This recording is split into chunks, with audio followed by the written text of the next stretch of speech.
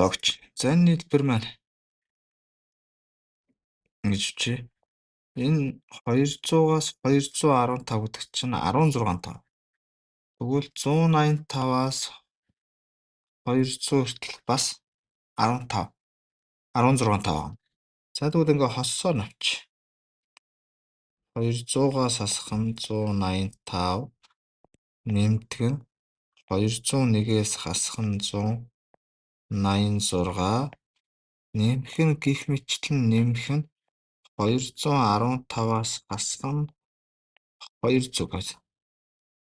Тэгвэл чи хасгаад задлаад 2-2-оор ингээ бүлэглээ авч. За тэгвэл энд юу гарах вэ гэхээр энд бид нарт энэ хоёрын ялгуур 15 гарна. Энэ хоёрын ялгуур мөн адилхан 15 гарна. Гих мэтчлэн хамгийн сүүлд хэд гарах вэ гэхээр бас л 15. Тэгвэл 15 гэдэг донд нийтдээ 16 тав байгаа юм байна. Ингээ 15-ыг үрждэг нь 16 буюу за үржүүлж 15-ыг үрждэг нь 16.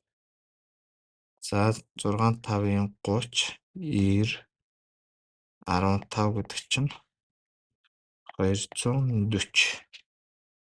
Ингээд бидний хариу D байна л да.